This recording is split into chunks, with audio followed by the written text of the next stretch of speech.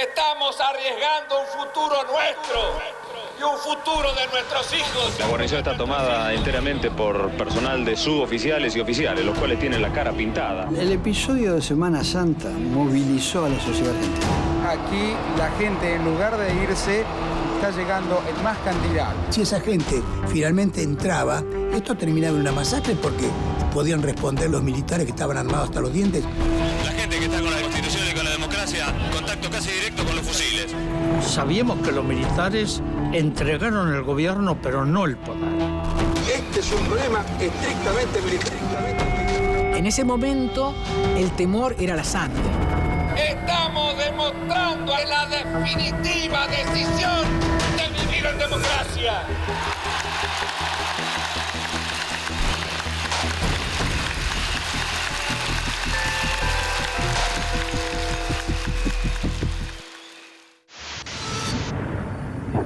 Tengo un horario de llegada y no le puedo hacer declaración. No, simplemente queremos saber con qué instrucciones viene. Vamos a Campo de Mayo. ¿Con qué instrucciones? No sé, no las tengo todavía. Gracias, Charlie. Vamos uno más, ¿eh? Ahí va. ¿Qué aceite lubricante lleva su coche? Estamos en Campo de Mayo.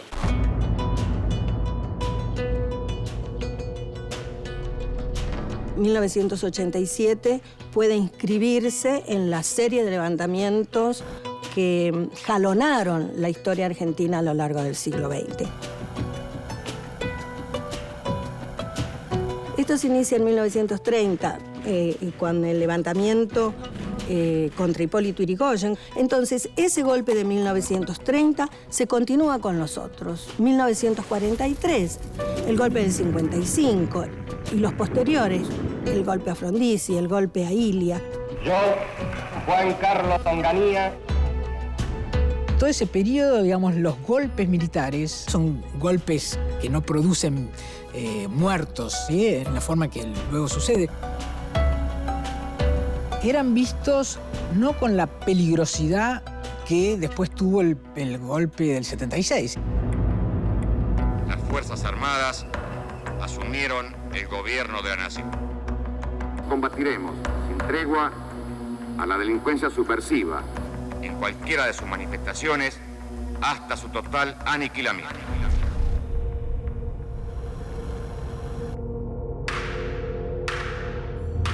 Nosotros solamente queremos saber dónde están nuestros hijos, vivos o muertos.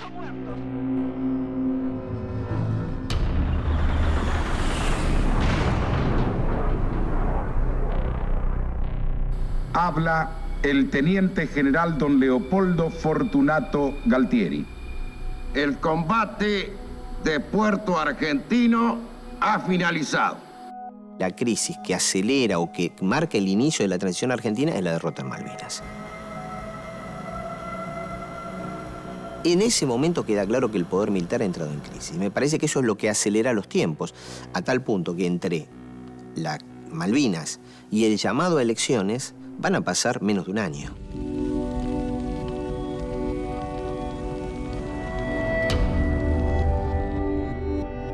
Rico era uno de los primeros egresados de los cursos de comando y había peleado en Malvinas. Por lo tanto, había como una leyenda en torno a Rico. Estos soldados son los que van a combatir voluntariamente ante cualquier conflicto. Son los que combatieron el terrorismo y son los que combatieron en Malvinas.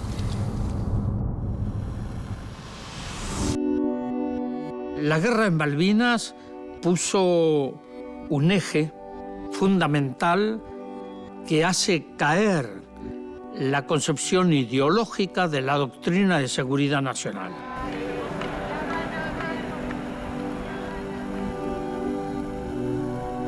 Por eso los militares rápidamente tienen que llamar a elecciones.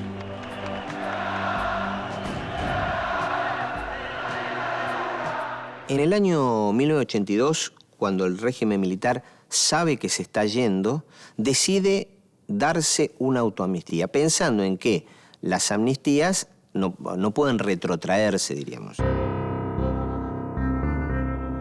Alfonsín, antes de ganar las elecciones, ya tenía una idea más o menos definida sobre qué hacer con los militares. No podemos fallarle más a nuestro pueblo. El último fracaso nos llevó a este periodo tremendo de la historia argentina. Él dijo claramente que él iba a distinguir, a los efectos de terminar con la impunidad, entre los que habían dado las órdenes, los jefes, y los que las habían cumplido. A diferencia del peronismo, que había dicho que iba a aceptar la autoamnistía que se habían dictado los militares.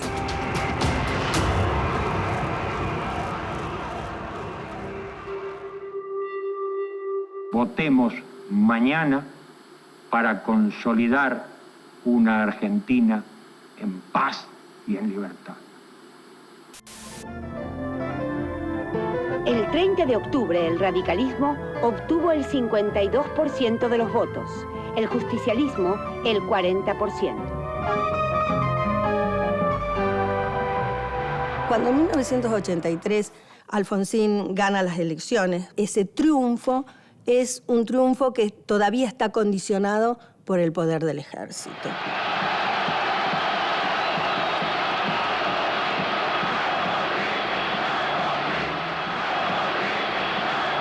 Sabíamos que los militares entregaron el gobierno, pero no el poder.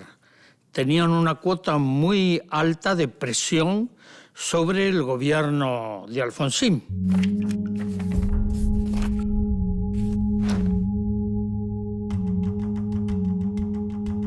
La Comisión de Defensa que yo presidí en ese momento tenía como dos propósitos fundamentales. El primero fue la declaración de nulidad de la ley de autoamnistía, que fue el primer proyecto que tratamos, y el segundo proyecto, que era la reforma del Código de Justicia Militar, destinado a habilitar la intervención de la Cámara Civil en el juzgamiento de los militares. Me tocó hacer la cobertura total de la audiencia pública y oral del juicio a las juntas. El juicio a las juntas nos permitió exponer cuál había sido el plan genocida que había llevado adelante la dictadura y contarlo en el detalle hasta más mínimo. Buscaban aterrorizarme, cosa que habían logrado, por supuesto. Me pegaban con las manos, puños y con algunas cosas contundentes que no recuerdo si eran palos o cachiporras. Metapuchita había dos hermanas y el marido de una de ellas. Una de las hermanas había tenido un bebé hace muy poco tiempo, un mes. El tomar conciencia de que efectivamente había habido desaparición de personas, la apropiación de los niños, la apropiación de bienes. Este juicio y esta condena son importantes y necesarios para las víctimas que reclaman y los sobrevivientes que merecen esta reparación.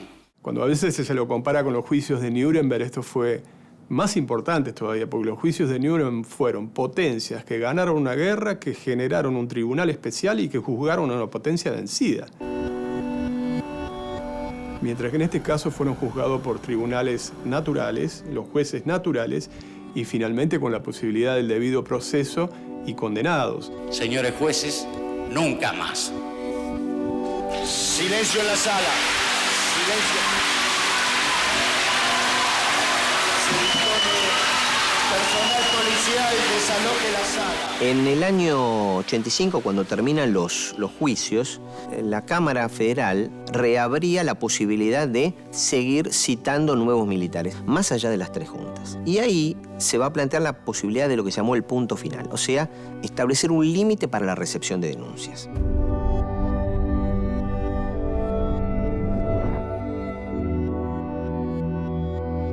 La ley de punto final establecía un corte en el tiempo, creo que era los 60 días desde la vigencia de la ley. El que no hubiera entrado procesado, hubiera sido convocado por la justicia, en ese momento quedaba fuera de la acción punitiva y de la investigación penal.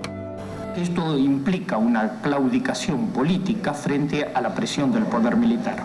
Y es una claudicación ética que no podemos aceptar bajo ningún punto de vista.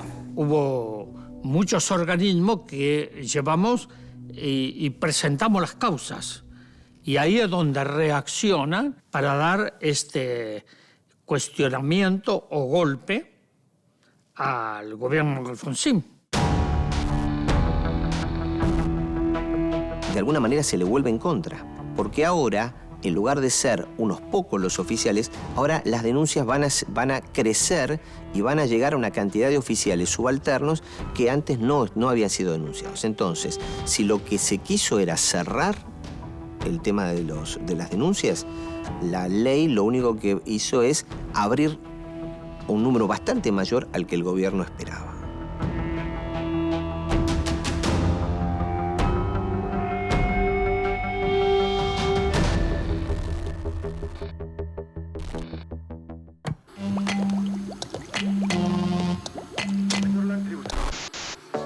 Su primera conferencia de prensa es en...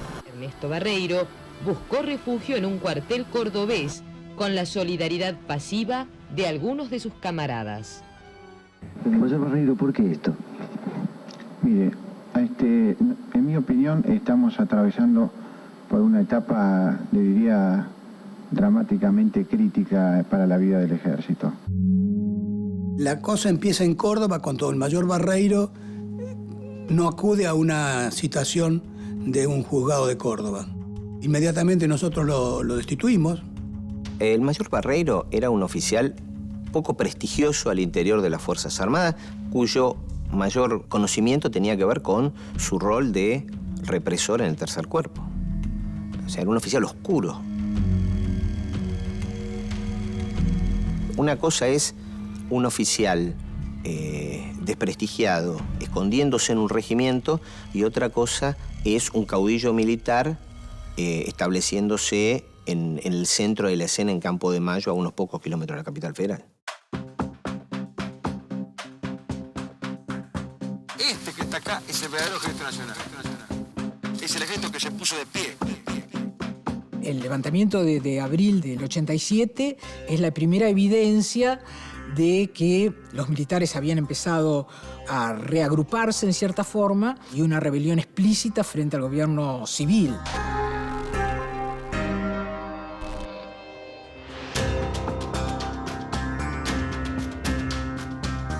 La Escuela de Infantería cita en Campo de Mayo, se produce la rebelión del teniente coronel Rico. ¿Quién era Aldo Rico? En realidad, en abril del 87, para el gran público, era un misterio.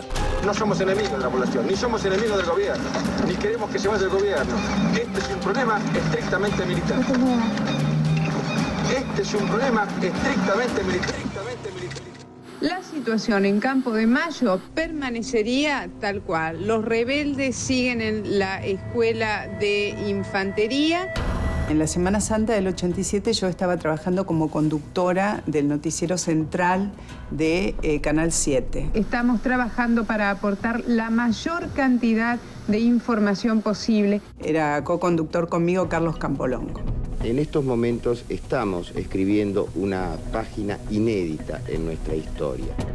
Era la primera vez que, para decirlo de alguna manera, un golpe de Estado, un intento de golpe de Estado se transmitía por televisión. El oficial a quien identificamos, a pesar de que no tiene el cargo, está cargado con granadas, con un arma larga y lleva un chaleco antibala. La cara. Aquí, lleva la cara pintada y están identificados además con una buenas rocas. Están utilizando las armas del pueblo, están utilizando las instituciones del pueblo. Esa bandera es la nuestra y es la de, tendría que ser la de ellos también.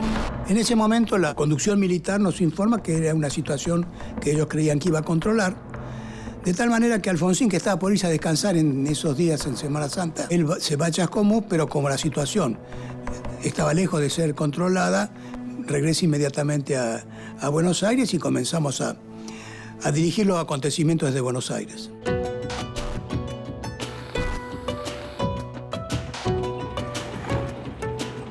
Durante la Semana Santa me encontraba en el Servicio Paz y Justicia, seguíamos los acontecimientos que se desarrollaban en el país, sabíamos de que había movimientos militares pero no sabíamos todavía las consecuencias ni para qué.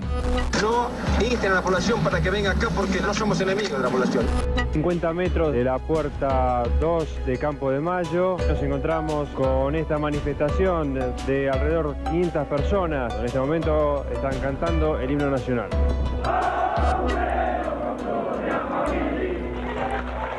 Fue para nosotros una desagradable sorpresa,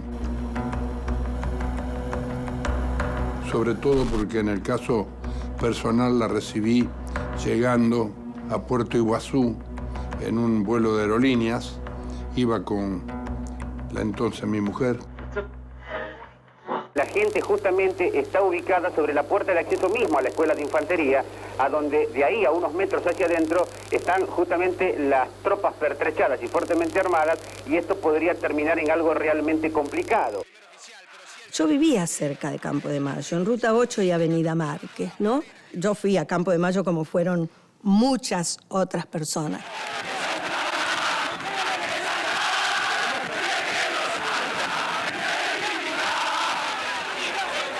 Llegamos en pleno conflicto, cuando ya había una enorme movilización en la calle. Me impresionó ver tantos jóvenes. ¿Por qué viniste? Mira para allá, por favor. ¿Por qué vine? Y para volver a solventar la democracia, para que no haya nunca más golpe de Estado, para que los jóvenes como nosotros, que no pudimos ver realmente una Argentina floreciente durante 8 años, sepamos lo que es la libertad, sepamos realmente lo que es la justicia, lo que es la democracia, que nunca más haya dictadura, que nunca más haya impotencia. Es el primer oficial, pero sí el segundo. El público se ha dado cita, acá ha traspuesto todas las barreras que había.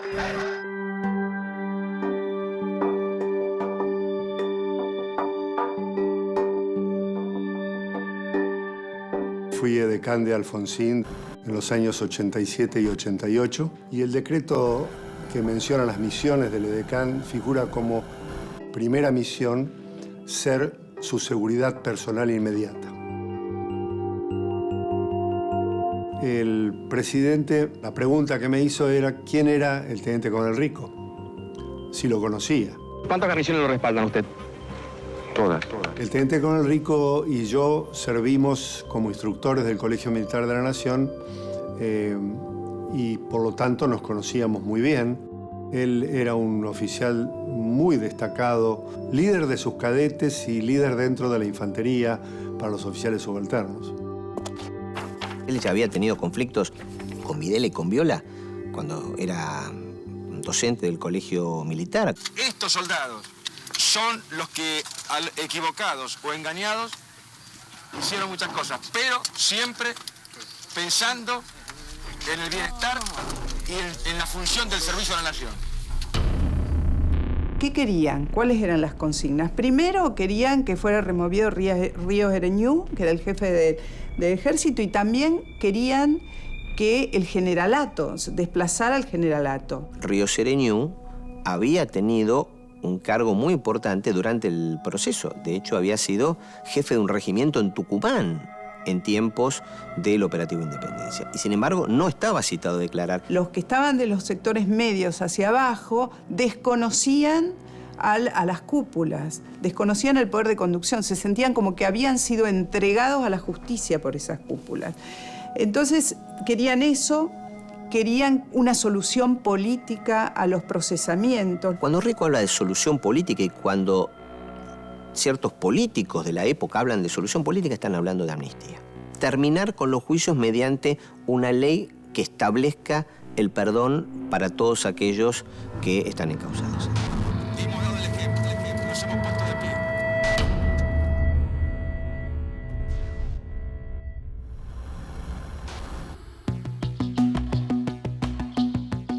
Yo recuerdo perfectamente la tarde del jueves de Semana Santa, cuando hubo una asamblea legislativa en el Congreso de la Nación y vi al Congreso rodeado por miles y miles de personas. Era la primera vez que yo veía como político argentino un pueblo defendiendo el sistema democrático. El presidente Alfonsín decidió dirigir su mensaje, en lugar de solo de su despacho frente a las cámaras por cadena nacional, hacerlo frente a los representantes del pueblo desde el recinto de la Cámara de Diputados.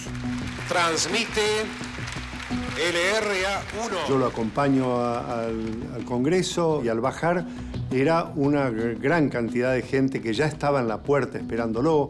La plaza era candente, recuerdo ómnibus con gente colgada, incluso con gente de distintas agrupaciones políticas del conurbano. El amontonamiento es tan fuerte que lo perdemos al presidente y como correspondía yo llevaba las palabras que él iba a decir, es decir, el discurso que había releído.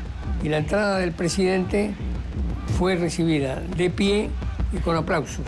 El presidente estaba nervioso, miraba hacia los costados y yo desde lejos hacía señas levantando la carpeta que tenía las palabras. Bueno, finalmente, haciendo fuerzas y empujones, logro llegar hasta el lugar donde estaba el presidente, le entrego la carpeta y da su mensaje a la Asamblea Legislativa. Esta movilización de todos los sectores representativos de nuestra sociedad ha demostrado hoy cuán firme es la decisión colectiva de consolidar la democracia.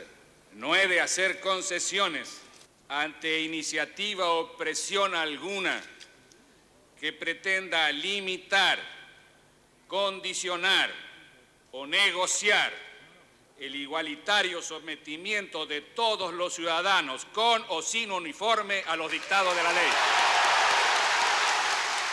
En general, todos los partidos del Congreso de la Nación, incluso los partidos que no estaban representados, convergieron en la firma de un acta de compromiso democrático que se concibió el jueves en la Asamblea Legislativa. De ese acta participaron todos los partidos políticos con representación parlamentaria y fue una reafirmación de fe democrática.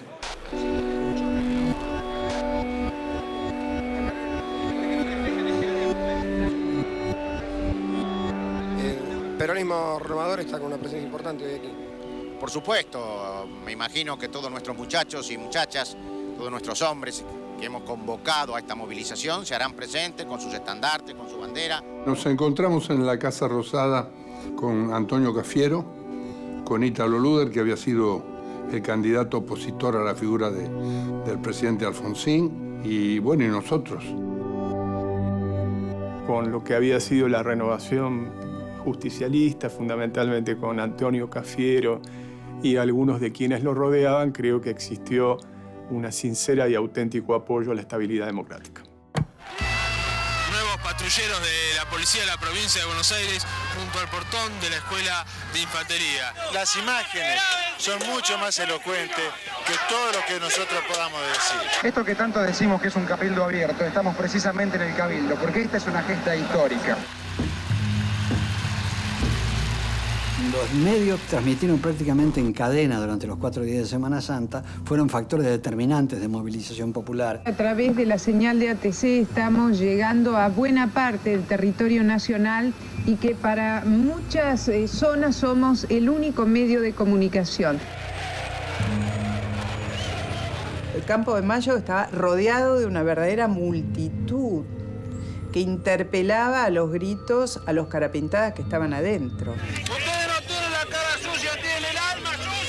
Esto es muy llamativo, muy impactante en la pantalla y todo, pero atención, es la vida la que está corriendo, no es un programa de televisión esto solamente, es la democracia la que está en juego. Como estamos en operaciones, seremos breves. Ustedes tienen una proclama nuestra. Hubo todo un debate si les íbamos a dar micrófono a como dé lugar, en vivo, en directo. Prestarle un micrófono y una cámara a Rico era potenciar el dispositivo de propaganda que tenían ellos. Dijimos, vamos a transmitir sus consignas, pero lo vamos a hacer con mucha prudencia, porque si no vamos a estar contribuyendo a que el golpe proceda, a que se imponga. Otras imágenes de la Escuela de Infantería, donde permanecen los oficiales rebeldes. Siguen aún con los rostros pintados, camuflados. Una de las cosas que se discutieron en ese momento, en estos tiempos, era si cortábamos los servicios de luz, de agua, de electricidad, etcétera, a los sublevados, de manera que quedaran aislados. Y evaluamos que no era bueno. ¿Por qué? Porque si nosotros manteníamos los servicios, inclusive la electricidad, Rico podía ver en los medios algo que no les podíamos contar nosotros, que era la reacción popular.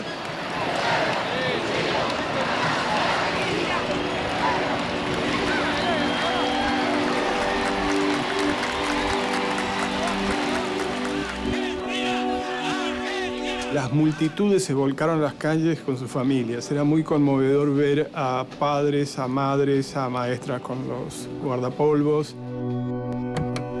Esta manifestación espontánea de la gente no la vi nunca. Está todo el mundo acá, es impresionante, realmente es impresionante. ¿Han llegado hasta aquí? ¿Podrían estar en la plaza también? ¿Van a ir? Sí, claro. Vamos a hacer todo lo que sea necesario para estar ahí. Lo más importante es participar, venir, no asustarse de nada, porque en realidad lo que estamos haciendo es defender la democracia. No hay ninguna clase de inconvenientes ni nada por el estilo. Convergieron en la plaza personas de distinto criterio político. Gente del radicalismo, gente del peronismo, gente de partidos de izquierda. El peronismo estaba al pie del cañón y además estaba en la calle, tomado del brazo con los pibes de Franja Morada o de la coordinadora. Fue una cosa emocionante. Como todos los que estábamos allí, la única ideología que nos movía era la preservación del orden constitucional y que acá se acababan definitivamente los golpes militares.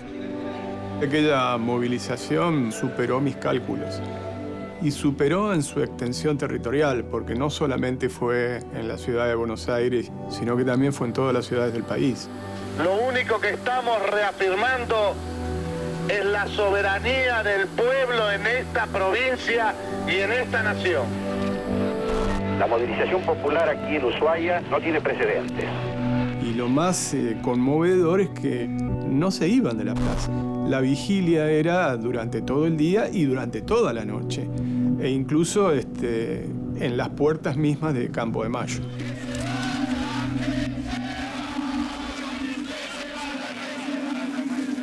Y había que verle el rostro a los caras pintados para darse cuenta que no venían con chiquita, venían a golpear.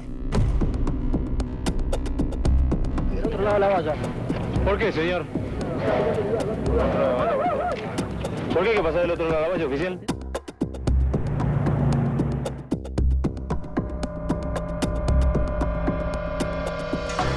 En realidad, la primera opción de Alfonsín es reprimir.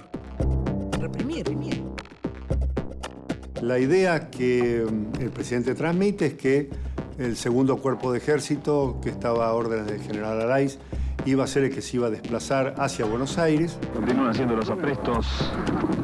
Buen día, mi general. En inmediaciones del puente Zárate Brazo Largo. Un general que desde Rosario, Araiz, que era más lento que Manuelita para llegar a Campo de Mayo, ¿no? No llegaba nunca. Tropas del segundo cuerpo de ejército se están acercando al Campo de Mayo. Estos efectivos son recibidos precisamente por los vecinos con aplausos y al grito de Argentina y Alfonsín. General Ernesto Araiz, buenas tardes. Ya no estoy comunicativo. A partir de ahora estoy en combate. Gracias. Alfonsín tenía dos medios para reprimir. Uno era la represión del ejército, pero había muy poca disposición de los camaradas de armas para reprimir a los amotinados. ¿Cómo ve usted la situación? Tengo fe en que se solucione sin que tengamos que disparar. El gobierno tenía que confesar su inhabilidad para controlar a las Fuerzas Armadas, ¿sí?, que no reprimían, o, digamos, tenía que disfrazar ese no cumplimiento de la orden de represión con, la búsqueda de una negociación. La otra forma de reprimir era convocar al pueblo para que avanzara sobre el Campo de Mayo.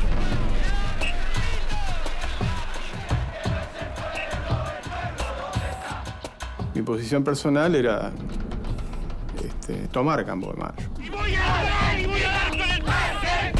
Teníamos ya todo previsto para bloquear el puente de la Ruta 7. Para nosotros era también una oportunidad de darle un golpe definitivo, para no tener más condicionamientos por parte de los sectores militares. Quienes opinaban lo contrario, el propio Alfonsín, pensaba que el costo podía ser muy grande y que podía abrir nuevamente heridas que se arrastraran por décadas.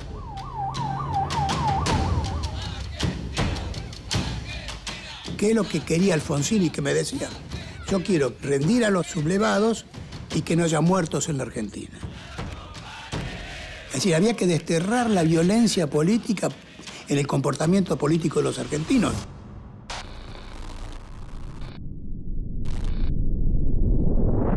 día sábado se producen una serie de reuniones que realiza el ministro de Defensa fuera de la Casa de Gobierno.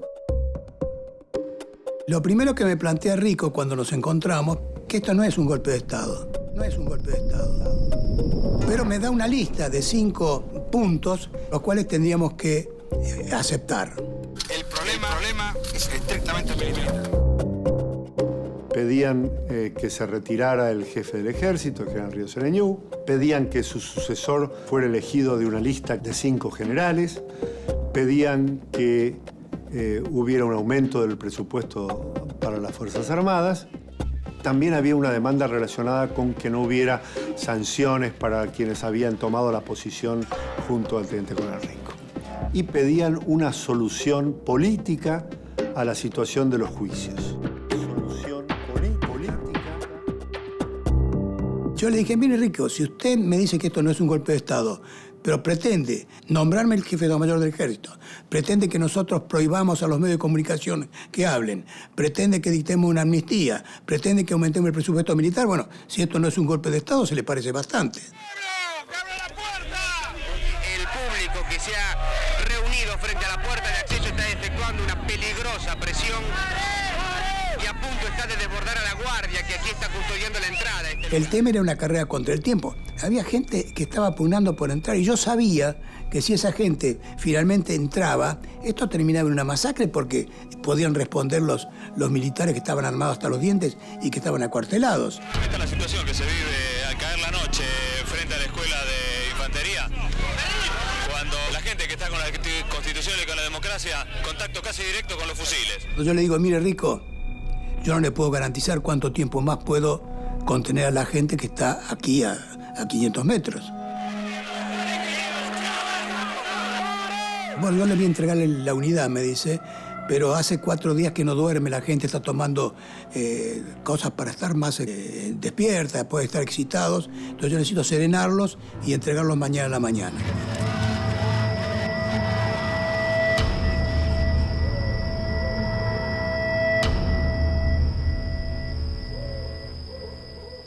Me parece que hay algunos misterios sobre lo que pasó en Semana Santa. Uno es por qué Rico cambia de opinión del sábado a la tarde al domingo a la mañana.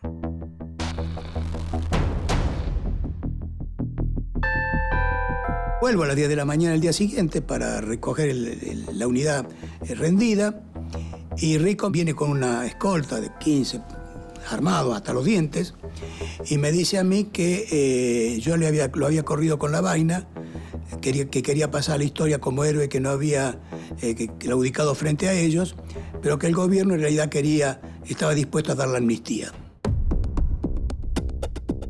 ¿Qué pasó en Campo de Mayo esa noche? ¿Quiénes fueron? ¿Se habló de una amnistía? ¿Alguien fue a hablar de una amnistía? Hay una serie de preguntas que quedan dando vuelta. Y yo le dije, ¿pero quién le dijo semejante disparate, Rico? Me lo dijo el intendente de San Isidro. Y yo le digo, ¿pero usted tiene idea de qué es un intendente y un ministro de Defensa? Y él me dice, bueno, no, lo que ustedes quieren es ganar tiempo para que las tropas que están viniendo a reprimir lleguen y me repriman. Y entonces yo quiero que el presidente me ratifique que no está dispuesto a negociar nada. Lo que estamos apreciando es indudablemente un hecho histórico. La gente convergiendo sobre este lugar. ¡Estamos en defensa de la República! Si no tomamos una decisión, iba a darse lo que Alfonsín temía, que era la muerte de tanta gente. Entonces me comunico con Alfonsín a través de Julio Hank. El doctor Jaume Arena me dice que se han roto las negociaciones, que el teniente coronel Rico cree que lo están engañando y que exigían la presencia del presidente y comandante en jefe de las Fuerzas Armadas para deponer su actitud. Si no, no lo iban a hacer.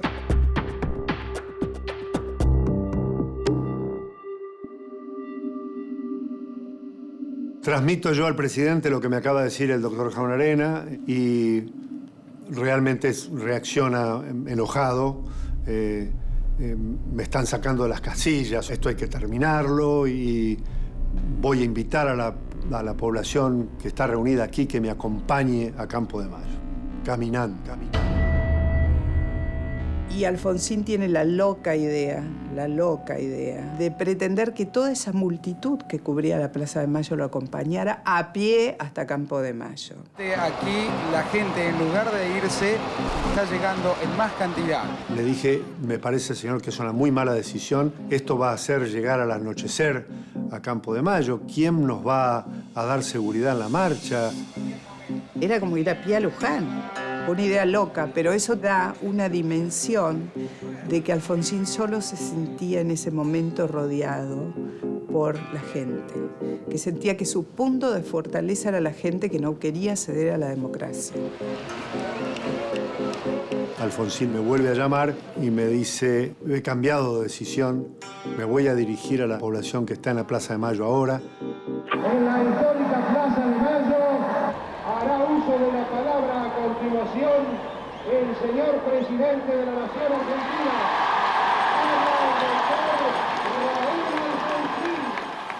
Dentro de unos minutos saldré personalmente a Campo de Mayo a intimar la rendición de los sediciosos.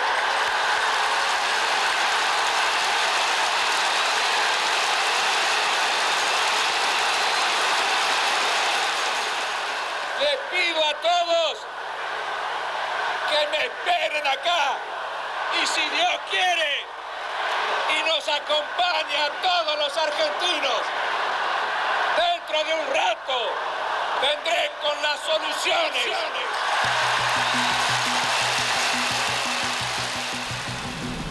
En un vibrante y emotivo discurso que sorprendió a la multitud de 200.000 personas que está reunida en Plaza de Mayo, Alfonsín anunció su decisión de resolver pacíficamente el conflicto. La Casa Rosada era un caos, era una multitud de gente. Y cuando entre que Alfonsín se reúne conmigo y va para subirse al helicóptero e irse, desaparece, de golpe no está en ninguna parte. Y es ahí cuando yo voy caminando y lo encuentro solo rezando en la capilla, antes de ir.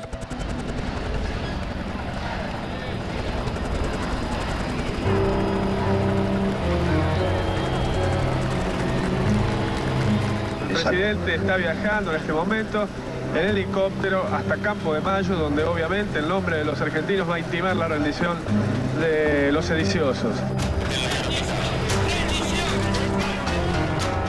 Llegamos a Campo de Mayo, bajamos en el batallón de aviación del ejército.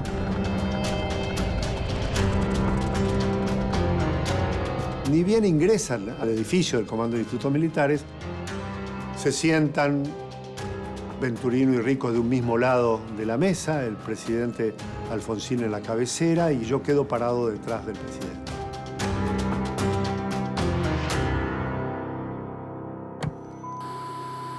Atento, atento, Carlos. Sí, te escucho, Alberto, adelante.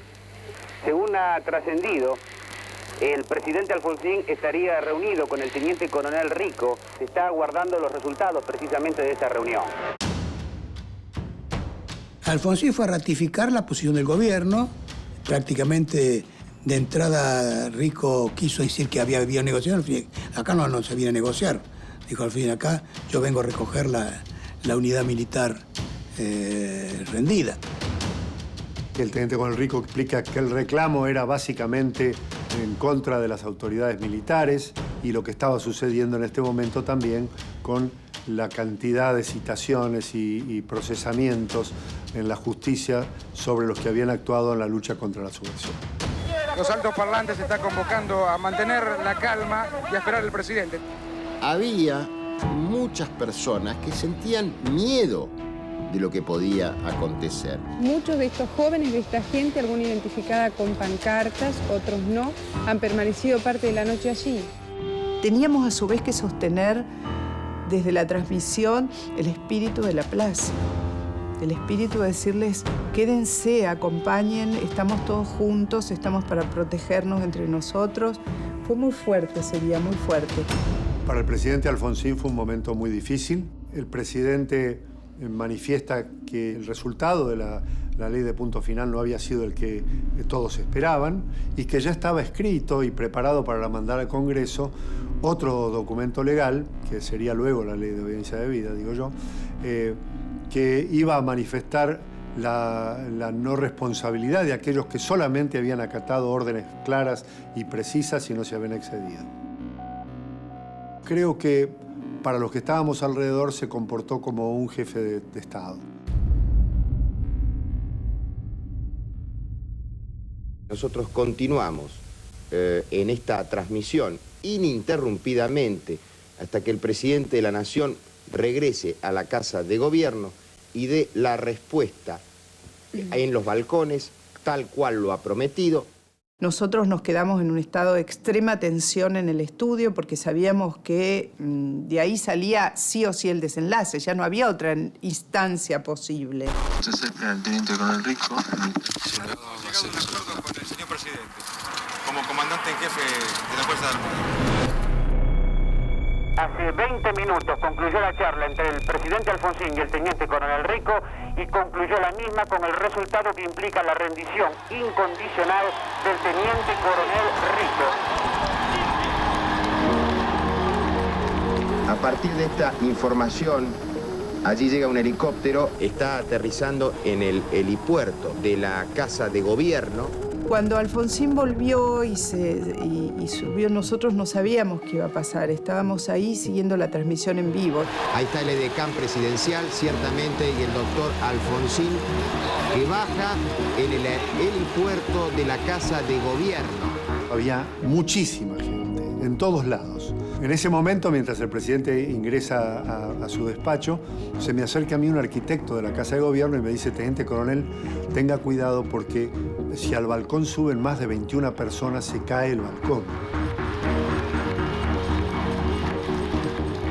Y había tanta, pero tanta gente, y todos querían participar exhibiéndose junto al presidente, que iba a ser un problema limitar su acceso. Pasa él al balcón y yo me pongo en la puerta y a contar los que van entrando al balcón. Compatriotas, compatriotas, felices Pascuas.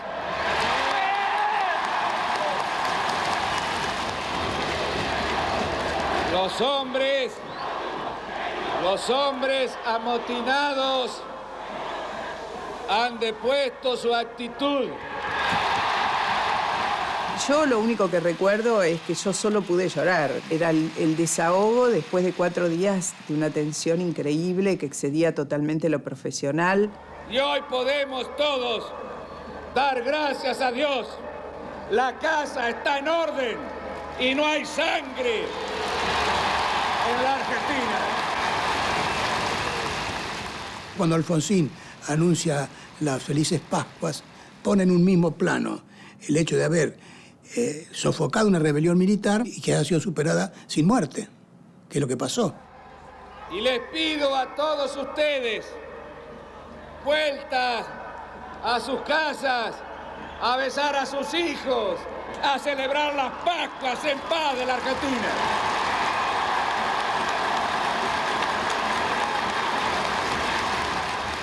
Cuando Alfonsín regresa y dice: felices Pascua, la casa está en el orden, han dispuesto su actitud, nosotros ahí no fuimos a la plaza.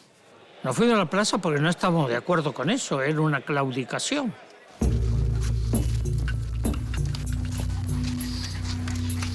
Indudablemente hubo una negociación. Las circunstancias políticas estaban presionando hacia una situación en la cual, digamos, el gobierno democrático se veía obligado a extender los enjuiciamientos más allá de lo que había sido su voluntad original. Este puede y debe ser el puntapié inicial para la reconciliación de todos los argentinos. Para que las Fuerzas Armadas, porque también esta actitud no es únicamente por el Ejército, es por las Fuerzas Armadas, por las fuerzas de seguridad y por las fuerzas policiales, porque los objetivos que hemos logrado son para todos. Hemos dado el ejemplo, nos hemos puesto de pie.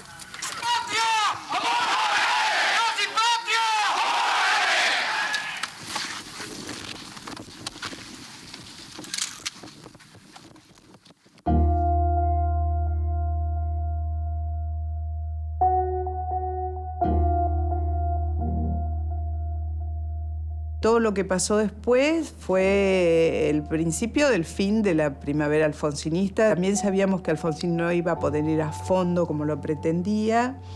Y bueno, y después al mes vino la ley de obediencia debida. Este proyecto precisa el alcance de la obediencia debida. Al presumir que los mandos inferiores de las Fuerzas Armadas actuaron en cumplimiento de las órdenes emanadas de la superioridad en función de los planes por ella misma trazados. ¿En qué consistía la ley de obediencia debida? Consistía en que había grado de responsabilidad. Quiénes dieron las órdenes, quiénes las ejecutaron. Hay quienes cumplieron órdenes y que, por lo tanto, quedan fuera del castigo, que debe ir hacia quienes dieron las órdenes. Señor diputado, por favor. La sanción de la ley es interpretada como un elemento de claudicación del gobierno radical.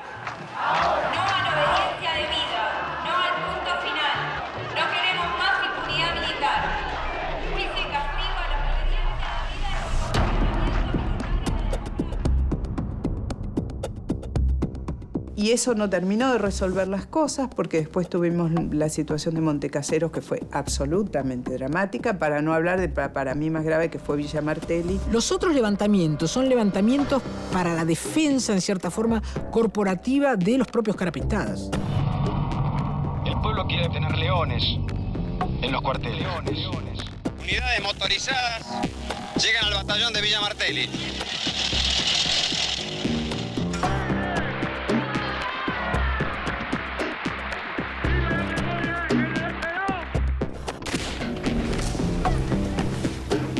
La primera imagen que tenemos con claridad de los sediciosos luego de su rendición. Todos estos levantamientos van a ir de algún modo condicionando la política respecto al ejército. He firmado los decretos de indulto para militares y civiles de acuerdo a lo que venía anunciando desde hace un tiempo esta parte. Terminó siendo Carlos Saúl Menem el presidente de la Nación que concedió los indultos, los más amplios indultos y los más revulsivos indultos de los que tengamos noticia, porque todo volvió a quedar como si nada. Un indulto es la posibilidad que tiene el presidente de la República de perdonar. Fue la manera que encontró Menem de cerrar el tema. Los indultos cierran algunas cosas, pero no cierran otras. Las luchas por los derechos humanos ocurren en los 90 por otras vías que también fueron muy importantes en términos de reparación de las víctimas. El retiro de los cuadros marca definitivamente un claro posicionamiento de terminar con esa etapa lamentable de nuestro país. Hay una decisión de derogar las leyes de impunidad. El contexto obviamente ha cambiado, los militares que tenían un enorme poder, una enorme autonomía a comienzos de los 80, la han perdido, y esto es lo que posibilita que políticamente sea posible derogar esas leyes. Parte de lo que abre los juicios en el 2003 son algunas acciones que llevan adelante los movimientos de derechos humanos durante los 90, por ejemplo, como los juicios en cortes internacionales que hacen que, ante los peligros o la amenaza de extradición de militares argentinos, tanto la Corte Suprema como el gobierno de Kirchner se vean obligados a, revisar y, nulificar y derogar algunas de las leyes que se habían sancionado en los 90. Condenar a Jorge Rafael Videla a la pena única de reclusión perpetua, inhabilitación absoluta perpetua. Jorge Eduardo Acosta, Alfredo Ignacio Astiz, a la pena de prisión perpetua, cometida con violencia.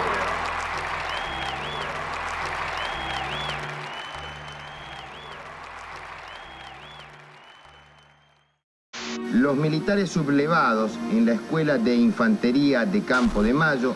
No somos enemigos de la población, ni somos enemigos del gobierno.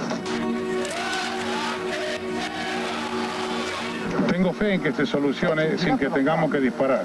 Saldré personalmente a Campo de Mayo a exigir la rendición.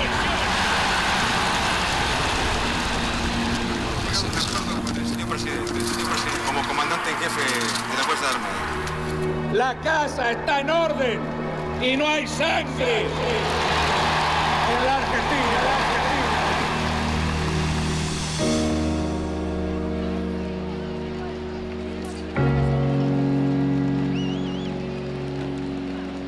La movilización popular durante los acontecimientos de Semana Santa no solamente fue clave, fue fundamental. Esto es inédito para la historia argentina, tenemos que saber que estamos viviendo un momento muy especial y el gran héroe de esta jornada es el pueblo argentino. Ahora creemos que podemos hacer una revolución por Twitter. Ahora creemos que con un teléfono en la mano podemos comandar la historia. Y la verdad es que la verdadera historia en ese momento estaba sobre el territorio, en la calle. Hoy fuimos patria en la calle, gracias a esta gente, a la gente común que vino sola, que no tuvo ningún temor frente a las armas. Alfonsín, la solución que buscó fue siempre la solución pacífica. Fue la derrota de los amotinados sin sangre, sin que hubiera sangre en la Argentina. Esa Semana Santa, cientos de miles de personas salieron a la calle por la sensación de que podía haber un golpe de Estado y que podía haber una reversión autoritaria. Eso nunca había pasado en la Argentina. Y aquellos que estaban habituados a golpear la puerta de los cuarteles se dieron cuenta que el pueblo argentino ya no iba a ser pasivo frente a cualquier intento autoritario. Lo rescatable es la decisión de un gobierno que no claudica frente a presiones y la decisión de un pueblo que se moviliza para defenderse. Ahí hay una imagen en previo, sería lindo tenerla un minuto, es uno de nuestros compañeros. La mayor parte de ellos no ha vuelto a casa en los últimos Hace 3 días nos han pedido por favor que avisemos a las familias que hace 3 días que no van a la casa, que no duermen, que están trabajando. El final de estas largas y cansadoras jornadas fue de gozo. Y nos sentimos parte de ese tiempo, por eso es que probablemente me conmociona mucho recordar cada uno de esos momentos, porque me tocó vivirlos con una intensidad extrema. Estaba en el ojo de la tormenta. La Semana Santa es como un punto de resistencia social, cultural y política de un pueblo. Lo que se ha sepultado en Argentina definitivamente es la posibilidad que alguien desde la fuerza disponga por el resto de los argentinos. Esto es lo que está sepultado. Creo que esto fue una demostración de que definitivamente Argentina quería vivir en democracia.